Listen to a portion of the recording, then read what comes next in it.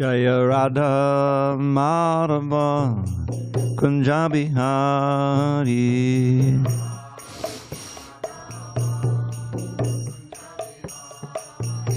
Jaya Radha Madhava Kunja Bihari.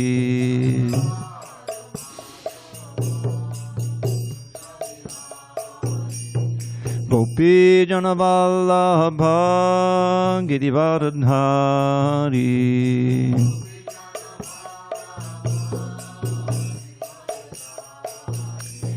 Gopi Jana Vallabha Girivardhari.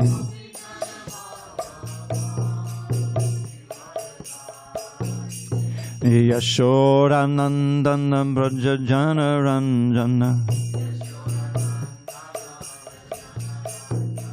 Yashodanandana Braja Jana Ranjana.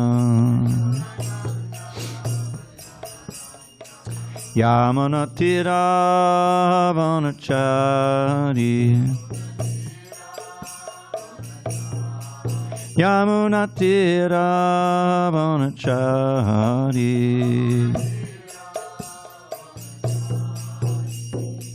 Hare Krishna, Hare Krishna, Krishna Krishna, Hare Hare.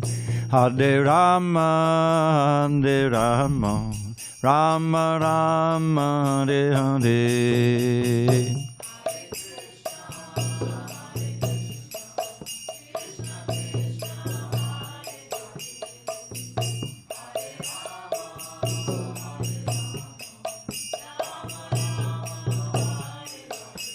Hare Krishna, Hare Krishna, Krishna Krishna, Hare Hare.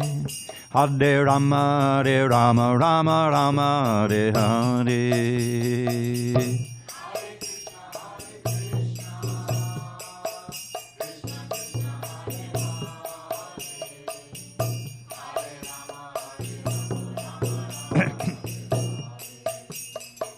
Jaya Radha Madhava Kunja Bihari.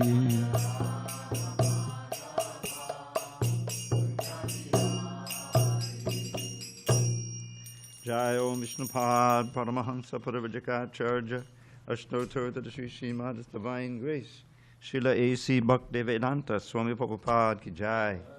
ISKCON BBT founder Acharya Srila Prabhupada Ki Jai.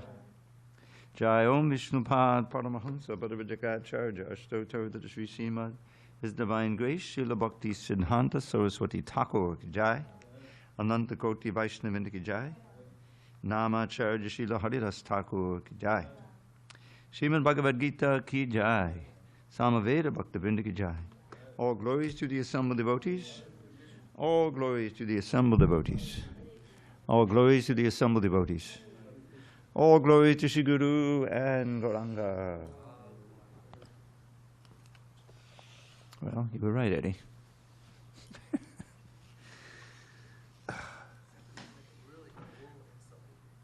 Oh, this is nothing. You should see the coat I just got from China. It's hanging. It's in the closet, actually. Huh? Is it the right color? It's brown. Om Namo Bhagavate Vasudevaya.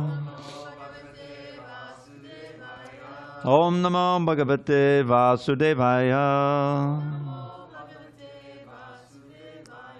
Om Namo Bhagavate Vasudevaya.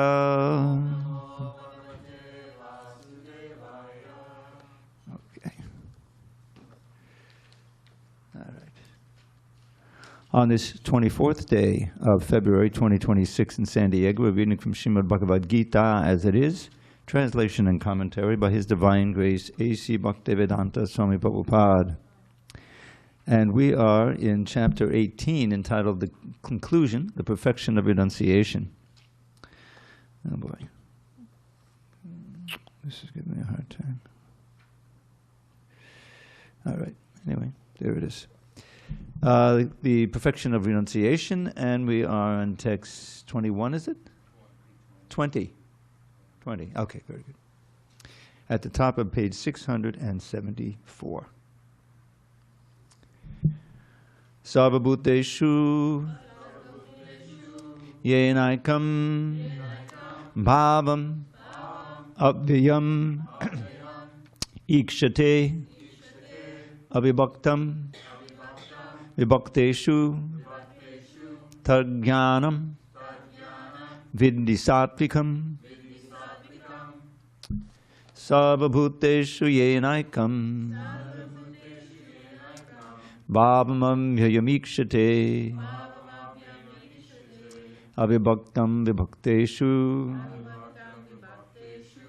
tadjnanam vidhi satvikam sarvabhuteshu yenaikam bhavamam vyayamikshate avibhaktam vibhakteshu tadjnanam vidhi satvikam sarvabhuteshu yenaikam bhavamam vyayamikshate avibhaktam vibhakteshu tadjnanam vidhi satvikam. Prem Gopal. No, sarvabhuteshu yenaikam.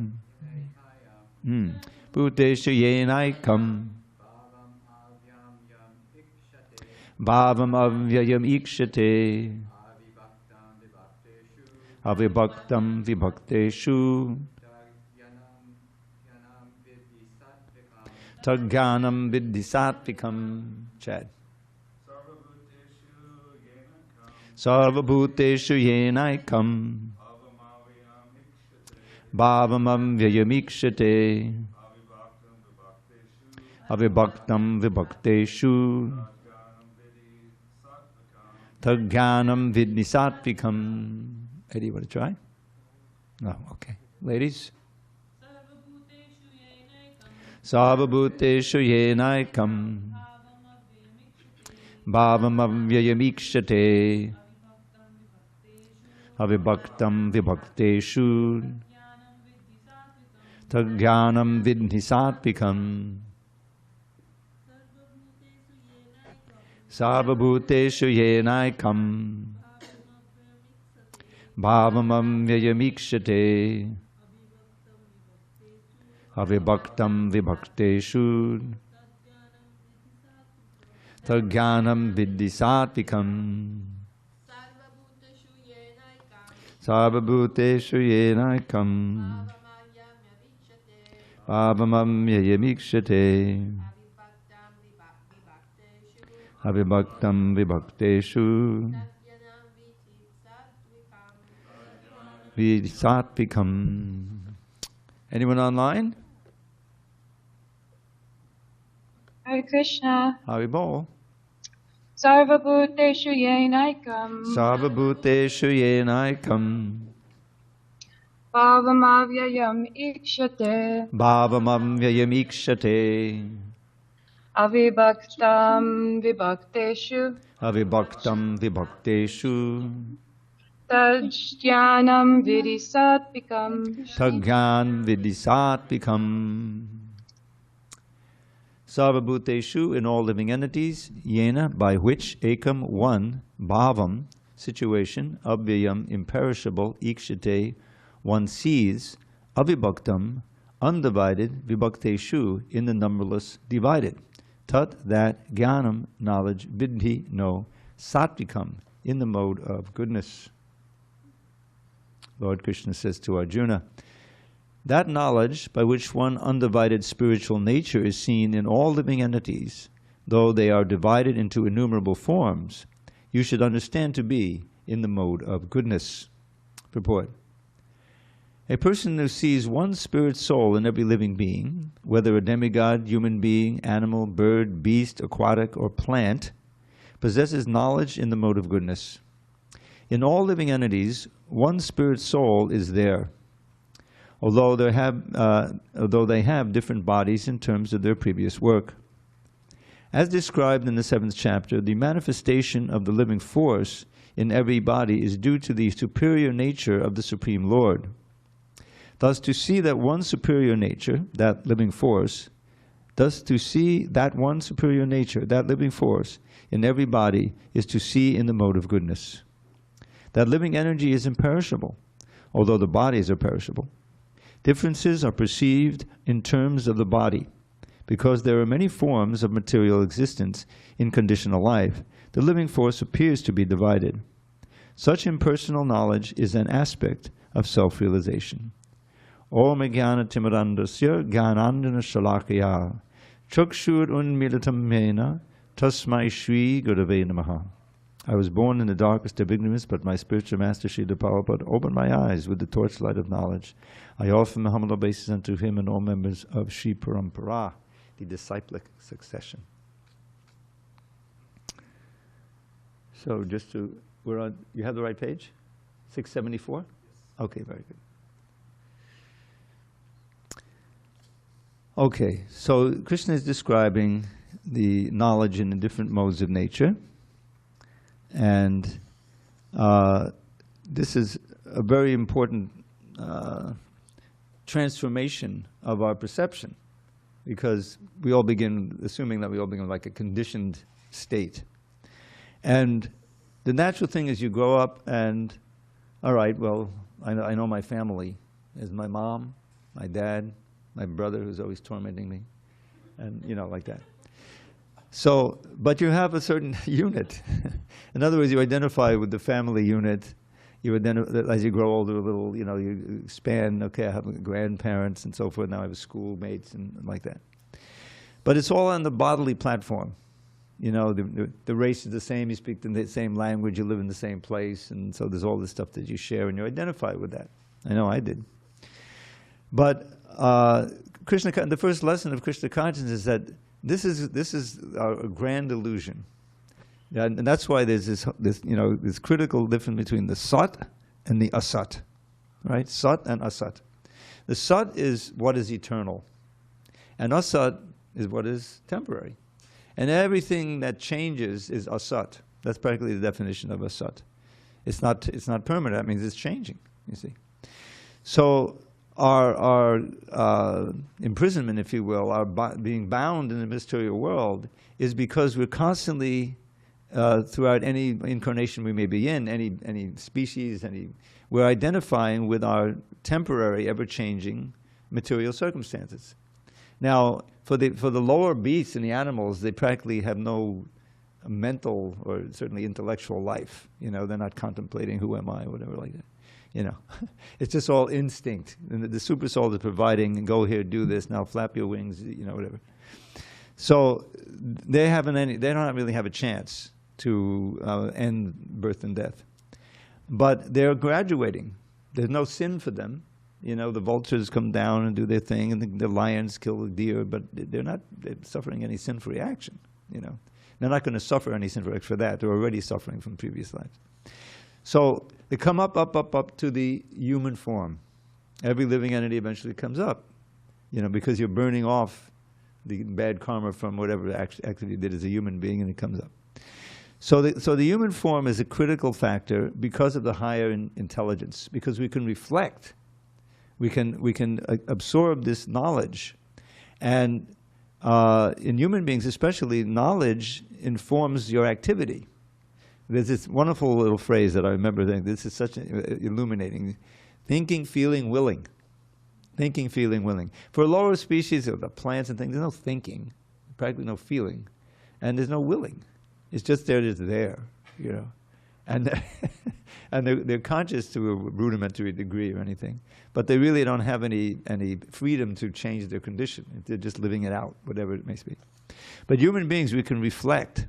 And when you hear a book like the Bhagavad Gita, or instructions of Krishna, and especially, the first lesson, which is that you're not the body, you're the spiritual soul who inhabits the body, you see. And you never die and you're never born. Now what does that mean? It means obviously that we've had other bodies. If we never died, we were never born, then we had previous bodies and we've had previous lives. and we will have a future life.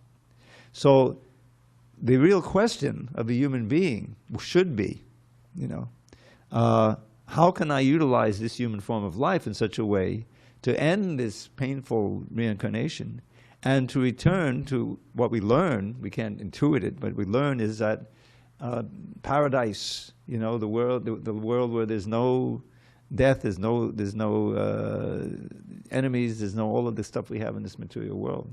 There's just eternal bliss, knowledge, and that there is such a world. Now, how can we have faith in such a world? That's where the great, Krishna and his representatives come in, especially his representatives, because how often do we have association directly of an incarnation? It's very rare. Although it's been, relatively recently, a mere 5,000 years ago and a mere 500 years ago, we had Lord Chaitanya.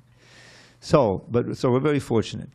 But it's the realized acharyas, those who have perfected their lives and actually see themselves as purely spiritual and see at every moment through the eyes of the Shastra, who can implant that faith in us. And that's why, when you read things in the Bhagavad Gita, or especially Bhagavatam and so forth, that just seem, how am I supposed to believe that? I remember when the 5th canto came out. Actually, devotees blooped over the 5th canto. I didn't have any problem. But it was just too, it just violated so much of what we thought that we knew from 5th grade geography. And where is Mandara Mountain? It's supposed to be 800 miles high. I don't see it, and all of the things that it's described. What to speak of the spiritual world that's described, in the Krishna book. I mean, I remember. I think it was the number of bodyguards of Ugrasen or something was like 30 trillion. 30 trillion? Or maybe it was quadrillion. I mean, in the Krishna book. And there was this famous conversation. These kind of things I just say, well, I don't understand it now, but somehow it's got to be true, because Prabhupada wrote it and it's in the Bible. So I didn't really have a crisis of faith, But other people did. There's this famous conversation, at least famous at that time in the 70s. A couple of devotees who were serious devotees. They've been in the movement for several years, and they were preaching in colleges, which Prabhupada really wanted, And I think it was this 30 quadrillion or 30 trillion bodyguard thing that they said, how are we supposed to explain this to our intelligent, college-educated audiences, So they were saying, they were just disbelieving it in Prabhupada. And at the end of this whole conversation, they weren't ready to somehow surrender. You say that it's true somehow. And so, believe it or not, they were so combative about this whole thing that Prabhupada just said it's better if you leave our society. Yeah, because it was on that level, and. It just shows how we really need to kind of jettison, our system of what we think is possible and what we think is true. Because it's just what we learn about Krishna's world, what's going on in the spiritual world. It just seems it doesn't really compute with anything that we can so many things don't compute here. So that existence of the disciplic succession and learning about the previous acharyas, of course, beginning with Srila Prabhupada, but this wonderful book that's for free, you can get it, download a PDF or ask me, I'll send it to you. A really monumental work, Bhaktisiddhanta Vaibhava, written by Bhakti Vikas Swami, over 10 years, or 12 years at least. A tremendous amount of research he did, describing Bhaktisiddhanta, Srila Bhaktisiddhanta. And his erudition and his the power of his mind and his intelligence and just his determination to spread Krishna consciousness, following in his footsteps of his father, really, who saved Gaudiya Vaishnavism, which had become polluted by various upasampradayas. There's a whole list there, and the most famous is the Prakrita Sahajiyas, who it means basically those who take everything easily, And they emphasize the Krishna dancing with the gopis and all of that, you know, and it really anyway, it was in a sad state, and Bhaktivinoda, understanding the purity, because this is the symptom of what it was like. He could not find an edition of the Chaitanya Charitamrita for years. He's in Bengal. It had been out of print, you know. And finally, when he finally read that, he realized, you know, what a treasure, and that this was the real thing. This was genuine, and he dedicated his life to writing books and preaching and training his son. You know, he had several sons actually who were devotees. Real devotees. And of course, Bhaktisiddhanta was the answer to his prayer. He prayed to Krishna and said, I can't do this alone. Please send me a ray of Vishnu, you know, someone who can help me. And it turned out to be Bhaktisiddhanta Saraswati Thakur, and what do we say? The rest is history, you know. And you go back, you know, then then Lord Chaitanya and his followers and his associates, Lord Nityananda. You know, who am I to say, well, this sounds like, you know, somebody made it up. You know, once you learn about the stature of these intellects and you know, say, okay, I will suspend my disbelief. You know, if they believed in it, who am I to disbelieve in it? And what is the result? Is it just stories that they were dancing for hours in the highest ecstasy and, you know, feeling all of these things? No, it's the reality. So anyway, that's one of at least for me, I find this is one of the pillars of my faith. That you know, to persevere and try to become as strict as possible in following, so that I can also experience some of these things that are described in the books at the higher levels. So anyway, he's describing here the knowledge by which one undivided spiritual, is that one we just read, right? That's the one we're on, 20. One divided spiritual nature is seen in all living entities, though they are divided into innumerable forms. You should understand to be in the mode of goodness. So this goes back to the 7th chapter, the higher energy, apare mitastandvam. He's describing the different material energies, famous boomer, apo, ananalvayo, earth, water, fire, air, ether, mind, intelligence, and ego. All of those are inanimate, you know, even though, you know, mind and everything. Yes, and that's what the body is made of, gross and subtle energies. But there's another energy. This is the apara prakriti. This is not the transcendental energy. This is the material energy, of finer and finer. You know, the ego. You can't weigh it. What is it? But it's there. And then there's the para prakriti. Apadayam is prakritim vidhi me param. What is that? What is that para prakriti? Transcendental energy. Jiva bhutam. That's us. The jivas. Every single one of us has this. Is a soul, possessing a body according to our karma and our activities and everything. Right? That's who we really are. So that one indivisible, you know, spiritual energy is everywhere. And then, of course, there are many inanimate things here. But all of that is pervaded by the super soul. He's in every atom, holding everything together. So where is there not spirit? Just that we can't see it. And that super soul within us is also giving us knowledge, remembrance, forgetfulness, as described in the Bhagavad Gita.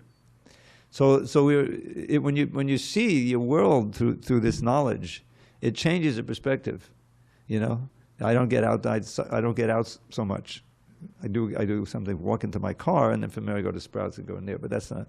But when I take my walk, you know, I see all these different things. There's the trees. I'm getting familiar which one, you know, and they don't do anything. You know, they just stand there, and it's, you know, it's almost like a tragedy. Here's this soul imprisoned in this tree, and what does it know? Basically nothing, you know. It's just giving life and some other roots and it's surviving, you know. So, and then just say, okay, you know, that's one of the bodies that I could have, or probably did have at one point. So we should be thankful for the human form of life and try to utilize every moment of this special thing to understand more and to act in such a way and increase our remembrance of Krishna. We have so much facility with Prabhupada's efforts and all the writings of the Goswamis. Many have been translated. Like I was going through one, I'll just give you an example.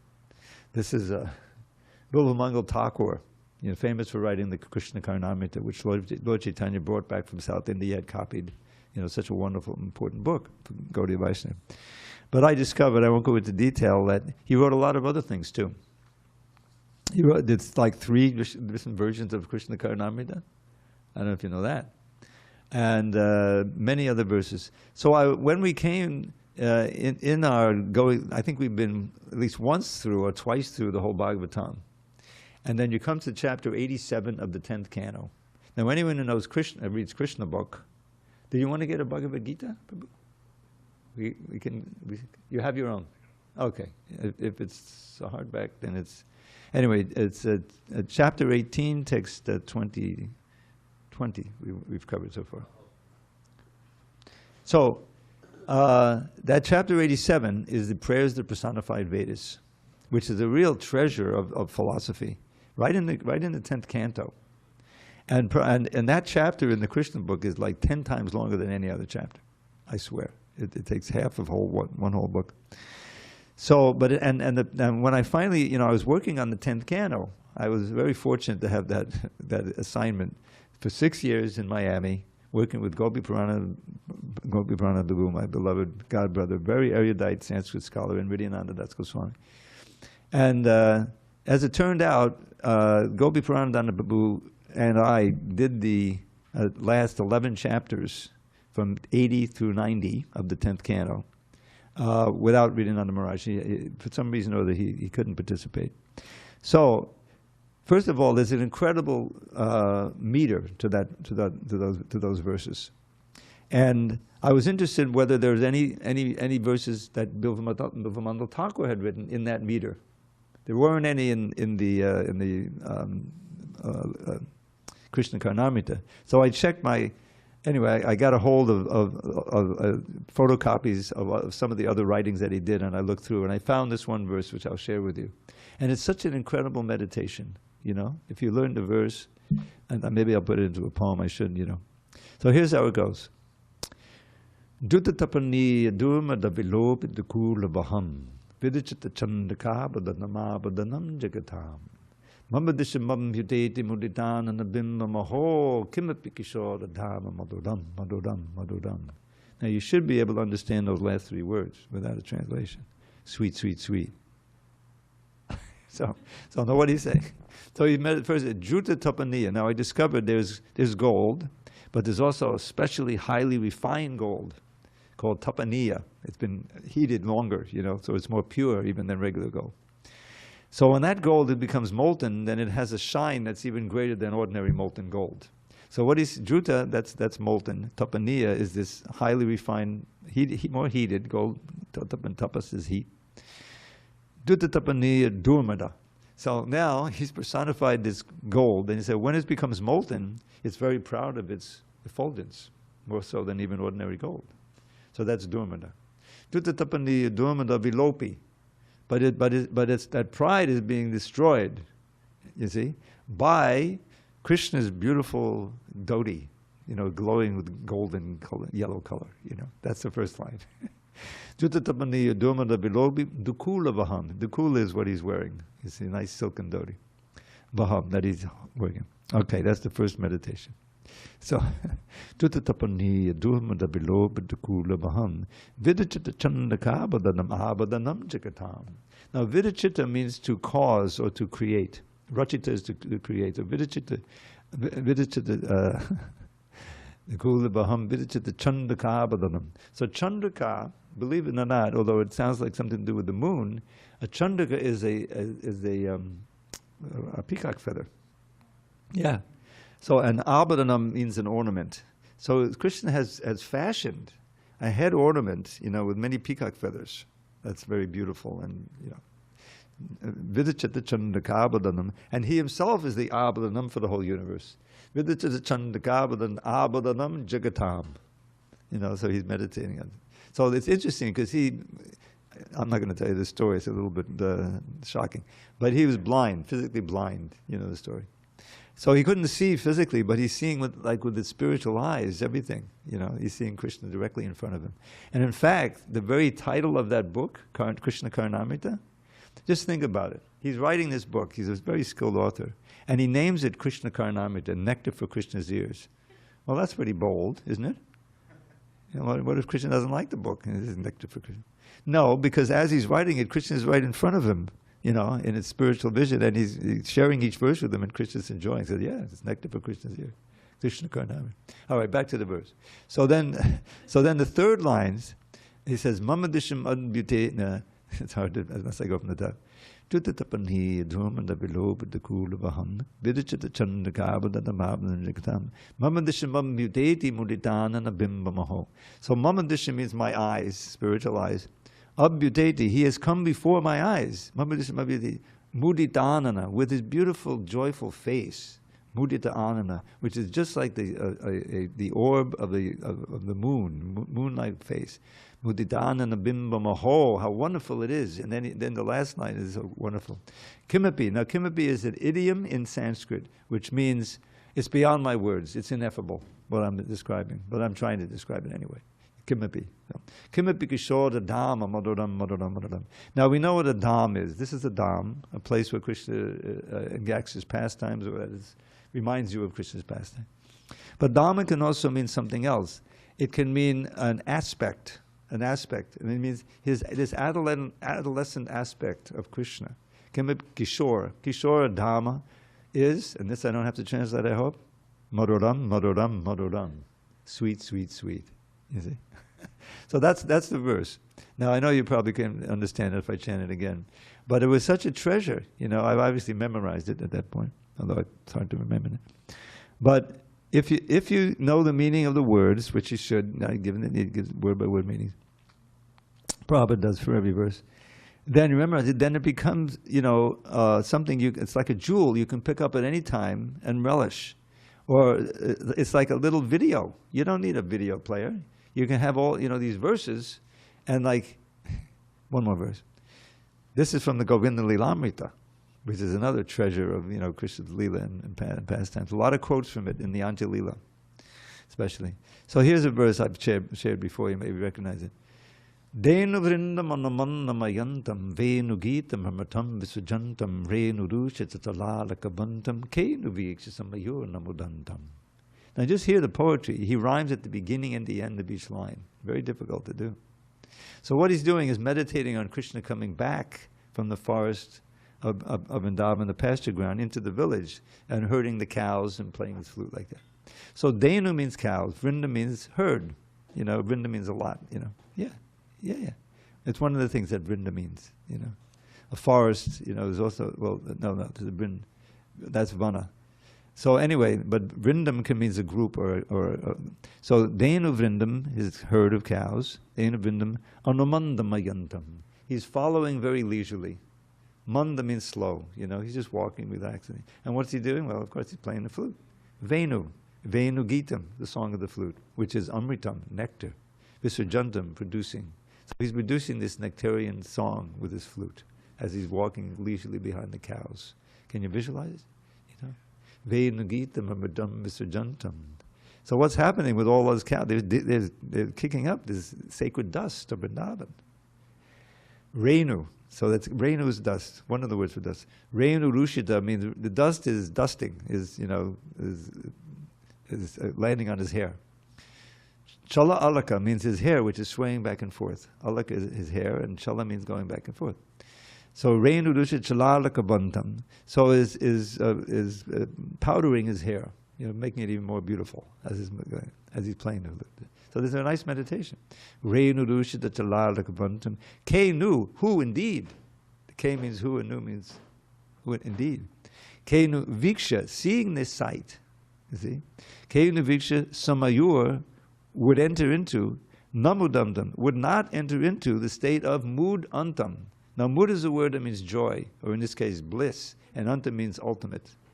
So who would not experience the ultimate bliss and happiness by seeing this sight? Now of course to actually see it, you know, that we have to be very super advanced, you know, we're back to Godhead. But by chanting the verse you can see it. I mean, some of us must have read a novel at one point or something. It invokes an image, the most skilled. So this is the treasures that we've been given. The poetry, the Sanskrit, you know, if you can get into it, it creates something that you can rely on to just chant, and your mind can become absorbed. And this is what Lord Chaitanya was doing. This is what Lord Chaitanya was teaching. This is what Srila Prabhupada was encouraging us to do. You know, this is in the Shastras, it exalts this activity of getting together and glorifying Krishna together. And what's the quintessence of that? Harinam Sankirtan. I chant, you hear the name, you chant, I hear, and we both dance and chant and go back to Godhead. So it's a long way from the verse that we were doing, but let's go on. So now knowledge in the mode of passion. Pitakvena tu yad jnanam. Nana bhavan pratag vidhan. Veti sarveshu bhuteshu. Tag jnanam vidirajasam. That knowledge by which one sees that in every different body there is a different type of living entity, you should understand to be in the mode of passion. Purport. The concept that the material body is the living entity and that with the destruction of the body the consciousness is also destroyed is called knowledge in the mode of passion. According to that knowledge, bodies differ from one another because of the development of different types of consciousness. Otherwise, there is no separate soul which manifests consciousness. The body is itself the soul, and there is no separate soul beyond the body. According to such knowledge, consciousness is temporary, or else there are no individual souls, but there is an all-pervading soul which is full of knowledge, and this body is a manifestation of temporary ignorance. Or, beyond this body, there is no special individual or supreme soul. All such conceptions are considered products of the mode of passion, and they're all false. That's obviously. All right, text 22. Yattu Krishna vad ekasmin karye saktam ahaitukam atadvarta vadalpam cha tattama samudharitam. Now this is kind of a paradox. Knowledge in the mode of ignorance? Okay, that seems to be okay. And that knowledge by which one is attached to one kind of work as the all in all, without knowledge of the truth, and which is very meager, is said to be in the mode of darkness. Purport, the, quote, knowledge of the common man is always in the mode of darkness or ignorance because every living entity in conditional life is born into the mode of ignorance. One who does not develop knowledge through the authorities or scriptural injunctions has knowledge that is limited to the body. He is not concerned about acting in terms of the directions of Scripture. For him, God is money, and knowledge means the satisfaction of bodily demands. Such knowledge has no connection with the absolute truth. It is more or less like the knowledge of the ordinary animals, the knowledge of eating, sleeping, defending, and mating. Such knowledge is described here as the product of the mode of darkness. In other words, knowledge concerning the spirit soul beyond this body is called knowledge in the mode of goodness. Knowledge producing many theories and doctrines by dint of mundane logic and mental speculation is the product of the mode of passion. And knowledge concerned only with keeping the body comfortable is said to be in the mode of ignorance. So, I think, you know, many of us, I certainly have experienced the power, you know, in my own life of the mode of ignorance, of too much sleep, depressed for some time, you know. By Krishna's grace, I never got into really heavy drugs, but I was smoking marijuana and hashish every day for some time, you know. And Krishna saved me by giving me a serious case of hepatitis that kept me in the hospital for a month. And it was just when the so-called, I'll just call it so-called, moonwalk first happened, the landing on the moon. It was July 1969, I remember that. And at that, and the state I was in at that time, without any inkling of this kind of knowledge, that was something that kept me enlivened a little bit. Seeing, oh, the moon, you know, they landed on the moon. Wow, you know, something, but not very much. So, I thank Krishna for that because it put me in such a state that I really felt the need for some system of regaining my health and regaining, you know, and also gaining my mental health. So I ended up taking yoga with Amala Bhakta, who wasn't Amala Bhakta then, but still it was very helpful. And anyway, I was fortunate. even there, there I've had various experiences of coming in touch with a devotee, not of Krishna right away, but of Ram. But he knew about the temple in Brooklyn. That was my first visit there, and I got some books, and got interested in Krishna consciousness, and I was chanting. The main thing I was chanting regularly, Hare Krishna. So anyway, this ignorant, knowledge in the mode of ignorance. It's almost like an oxymoron. You know what an oxymoron is? Don't be an oxymoron, Ed. Okay. I'm sorry. I'm just kidding. You can't be an oxymoron. An oxymoron is a phrase that seems to be self-contradictory. Knowledge in the mode of ignorance? Anyway. But the point is that knowledge, which is simply based on the animal propensity of eating, sleeping, mating, and defending, which even in the human form of life, we don't ask those, essential questions. Who am I? Like Sanatana Goswami gave the, perfect way we should approach the spiritual master. Who am I? If I don't know that, they call me a scholar, but what use is it, Who am I? Why am I suffering the threefold miseries? Miseries caused by the body and mind, miseries caused by the demigods, miseries caused by the other living beings, Adhyatmic, Adhibhautik, Adhidaivic. If I don't know that, then what's the use? How can I be happy in this world? So asking those right questions and having someone or some book or something to ask that will actually give you the right answers. This is the gift that Prabhupada gave us. Before he came, there were so many books. I mean, I don't know, how many of you have read the autobiography of a yogi? That was big in the 60s, in the 70s. Yeah. I don't know if you've read it. Maybe you know about it. But, that was around, Tibetan Book of the Dead. There were so many other things going around. And you could easily be misguided, So Prabhupada, that's why he embraced that instruction of his spiritual master. If you ever get money, print books, and he sent him because he was a good writer. He said, oh, you write English nicely. And Bhaktisiddhanta understood how English was such an important language. England was running the world at that time, imperialism. And once it went into English, then it had been translated into so many other languages, these books. So we have an opportunity, and we should use it. And we're doing the right thing now by listening to the Bhagavad Gita. All right, any discussion on these things? We can go on.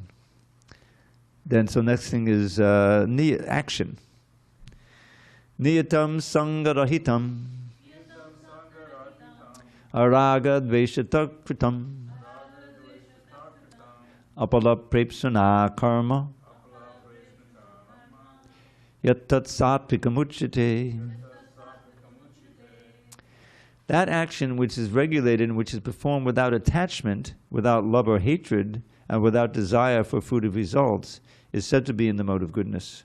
Purport: regulated occupational duties as prescribed in the scriptures in terms of the different orders and divisions of society, performed without attachment or proprietary rights, and therefore without any love or hatred, and performed in Krishna consciousness for the satisfaction of the Supreme, without self-satisfaction or self-gratification, are called actions in the mode of goodness. Okay. So all the processes Prabhupada gave for devotional service as given by Rupa Goswami, all of these are, I don't even want to say goodness, they're really in the mode of pure goodness.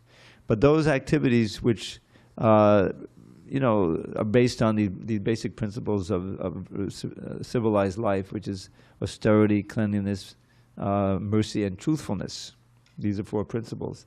Those are purifying activities and are important bases for our development of understanding the activities in pure goodness, Shuddha Sattva. Because I always like to say, the mode of goodness is ultimately not good enough. If we're just in the mode of goodness, then we can be, philosophical. We like to take walks in the wood, and we're vegetarian, and all this and that. But there's no element of Krishna consciousness. So, but if you're in the mode of goodness, you can easily be attracted to Krishna consciousness and the pure goodness. That's why I've always noted that those people who are vegetarians are most likely to respond, to invitation to Krishna consciousness. Sunday feast, they're not so interested. Where's the hamburger? But if they're already vegetarians, they'll appreciate the prasadam and everything else. It puts you in the mode of goodness.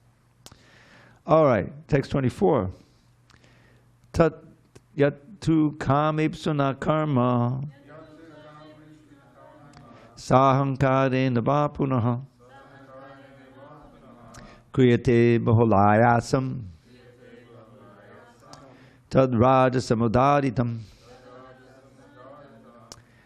But action performed with great effort by one seeking to gratify his desires, material desires, and enacted from a sense of false ego is called action in the mode of passion. Okay, Prabhupada really wants to move this chapter along, and so he didn't put a purport there.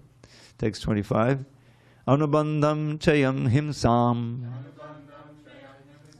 anapeksha cha paurusham mohadarabhyati karma yattat tamasamuchyate. That action performed in illusion, in disregard of scriptural injunctions, and without concern for future bondage or for violence or distress caused to others, is said to be in the mode of ignorance. Purport. One has to give account of one's actions to the state or to the agents of the Supreme Lord, called the Yamadutas. Irresponsible work is destructive because it destroys the regulative principles of scriptural injunction. It is often based on violence and is distressing to other living entities. Such irresponsible work is carried out in the light of one's personal experience. This is called illusion, and all such illusory work is a product of the mode of ignorance. And I'm not going to get into detail, but you remember this important verse, that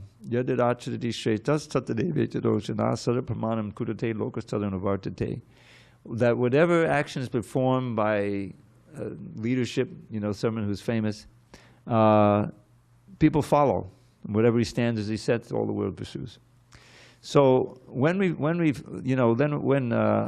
a nation or any unit of control is led by someone who's in the mode of ignorance, and is even to the point of, dare I say it, takes pleasure in bringing pain to others, and there's a lot of that going around, then that becomes a very dangerous situation, because that mood, that can be picked up by the people, and a certain percentage of them will join, and we got so many histories, the Nazis and all the things going on. So that's, human life can also become very horrible in that regard, where it's just impossible to have any peace, and everyone's on edge all the time, and it's just, ugh. So that's what we're fighting. That's the countervailing force against that mood in the world, which is dominant in many places, is this Hare Krishna movement, which is based on goodness in the purest form.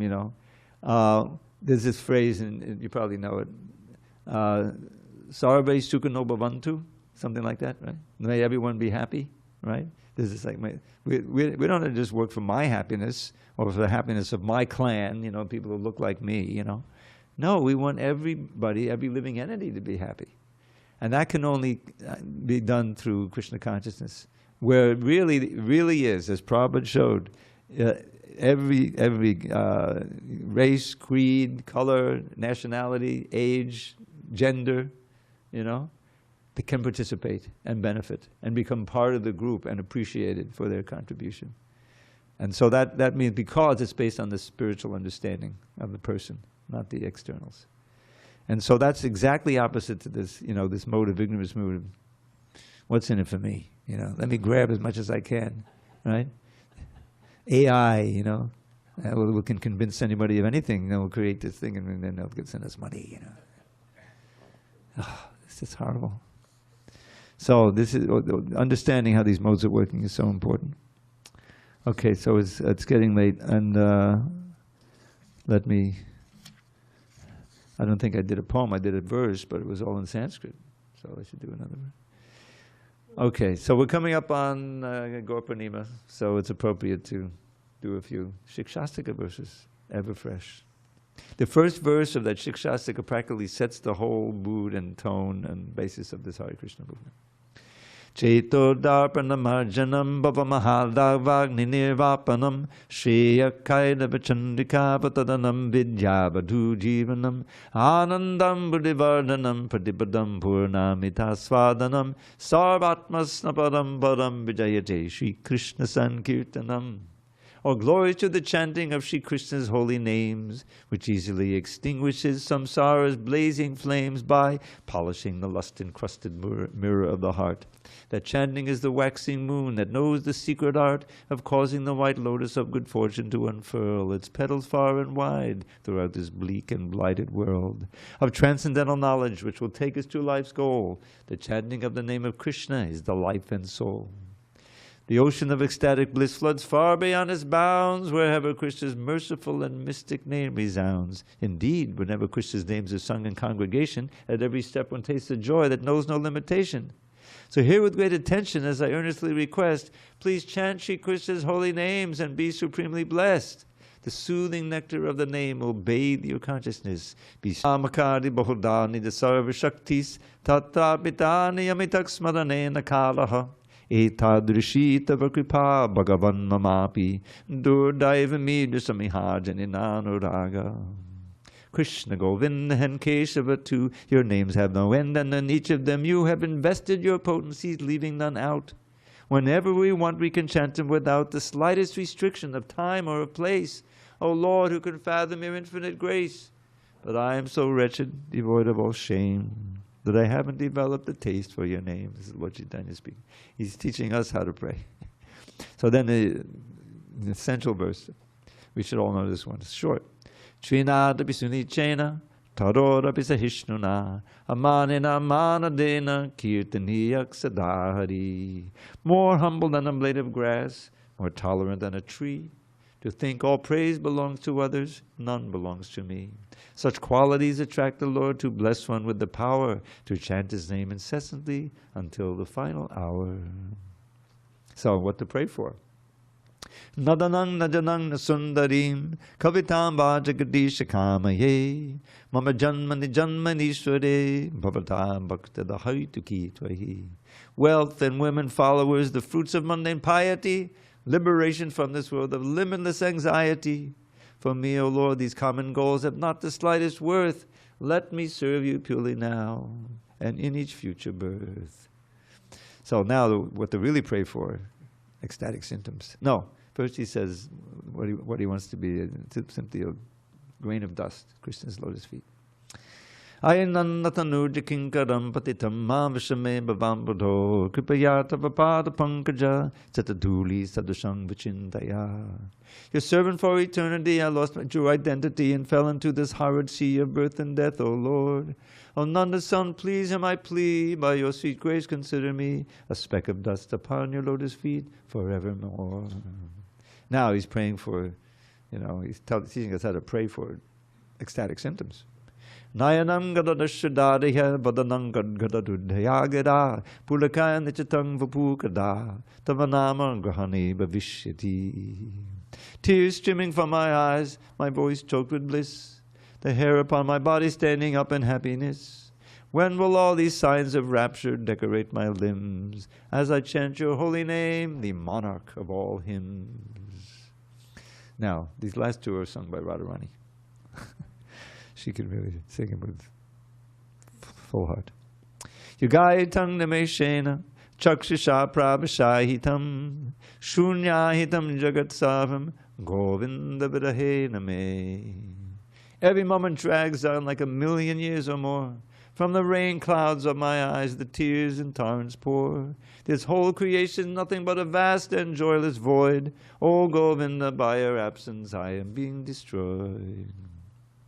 Ashlishya paladatan pinashtama madarshanan mahatangkarotava yatatava vidadhatu lambato mat prananatas to saheva napara. Let Madhava embrace this maid who's fallen at his feet, or let him trample me or my most ardent hopes defeat by never giving me a chance to see him anywhere, thus shattering my heart and plunging me into despair. You see, he is a restless libertine and not a saint. So let him act in any way he likes without restraint. Yet though his cruel and crooked ways may cause me constant woe, Krishna is the only Lord my heart shall ever know. Now, if you really want to get into this, look up, either on your bookshelf or from Database.io, the last chapter of the Chaitanya Charitamrita, Anja 20. And you find the Shikshastak and you go to the end, and then you read Lord Chaitanya's commentary on this last verse, which apparently he also wrote. Yeah. And it just expands. And like Radharani says, if I learn that Krishna wants to be with another gopi, you know, and she wants to be with him, then I'll just take her hand and bring him to Krishna. You know, she wants Krishna to be happy. Anyway, okay, so it's time to adjourn and get ready for our tea. Thank you for your attention, and I hope we didn't get too far afield from the Bhagavad Gita. What verse? 626 we started? Okay. So we'll resume tomorrow for those who can make it.